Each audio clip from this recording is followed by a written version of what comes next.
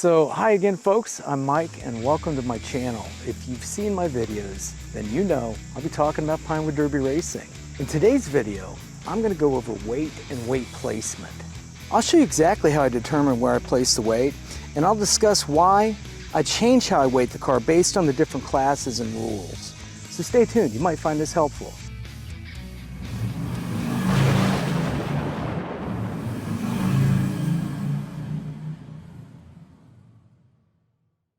Okay, so I'm not expecting this video, I don't expect this video to be very long. There's only so much I can say about the weights and weight placement.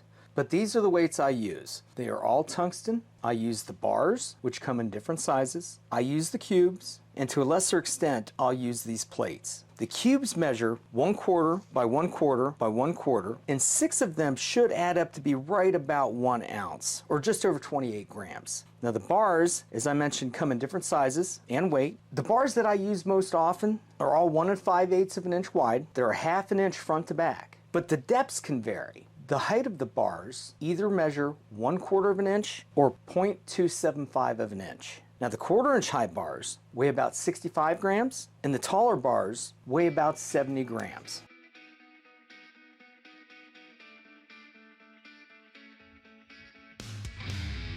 If I'm racing in a Cub Scout race where I'm using stock wheels and axles and I'm not permitted to use oil, now my weight placement is going to be more conservative. I would use 12 cubes behind the axle. In league races, I'm able to use machined wheels, aftermarket axles, and I'm allowed to use oil. So my weight placement is going to be a little less conservative. I'd either use 65 or 70 grams behind the axle. And later I'll get into the differences between the two.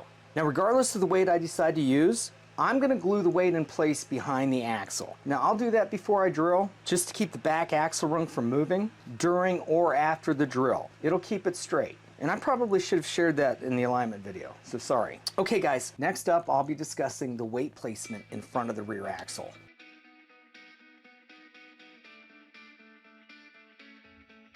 So we all know these cars are limited to 5 ounces total, which is 141.7 grams. If you happen to know that the scale you'll be weighing in on only measures to the 1/10 of an ounce, 143 grams might also register 5 ounces. So I'd start there and then remove weight as needed at weigh-ins. So the first thing I'm going to do is I'm going to add double-sided tape to the front weight pocket. Then I'd place my body, wheels, axles, washers all on the scale. Then I would slowly start adding cubes until I just go over 143 grams. At that point, I would remove 1 cube and then start adding putty until I brought the weight back up to 143 grams.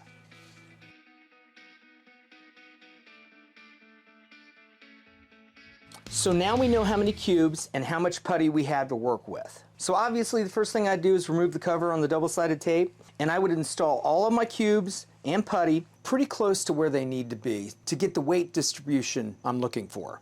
Now I use double-sided tape because it gives me the freedom to move the cubes around until I get the weight placement I want. Now I see people discussing regularly COG, or center of gravity. I must admit, I haven't checked that in a long time. What I pay close attention to is how much weight I have on my front wheel. Now again, if I'm racing a car with stock wheels and axles on graphite, I'm going to be more conservative than I would be if I was racing with machine wheels, aftermarket axles, and the car was on oil. For scout racing, I'd suggest starting with about 15 to 16 grams on the front wheel.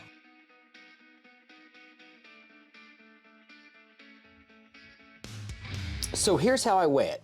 Now, although I normally use 3 scales so I can see how much weight is on each of my wheels, for this video, I'll be using 1 scale. Now to work that out, you'll also need a block of wood or something similar that sits the same height off the workbench as a scale. I'll add a piece of tape and I'll roll up the edges a little bit to keep the car from rolling around. So here I've placed my dominant front wheel on the scale and balanced the rear wheels on the block of wood. Now I'll move this weight around until I can get 15 to 16 grams on the front wheel. Now next, I need to determine how much weight is on each back wheel. So I'll move the block of wood and the scale around and I'll measure each back wheel. Now ideally, to keep the weight centered on the body, the rear wheel behind the dominant front wheel should have about 55 to 56 grams, and the other rear wheel should have somewhere about 70 to 72 grams on it. So in other words, the two wheels on the side, including the dominant front wheel, should add up to be about the same amount of weight as the other rear wheel. This keeps the weight centered in the body.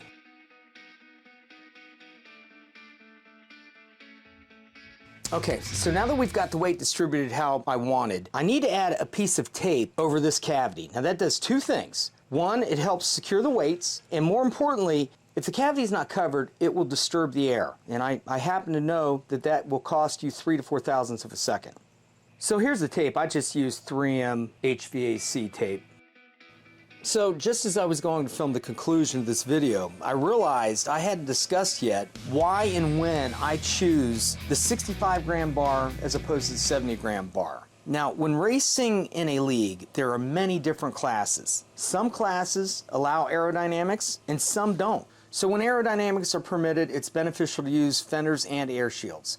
Combined, the two can cut about 10 to 12 thousandths off your times, but they're adding weight to the front of your car. So when I'm using fenders and air shields, to offset that and help me keep the right amount of weight on my front wheel, I'll use a 70 gram bar behind the axle. Now when aerodynamics aren't permitted, I like the 65 gram bar behind the axle.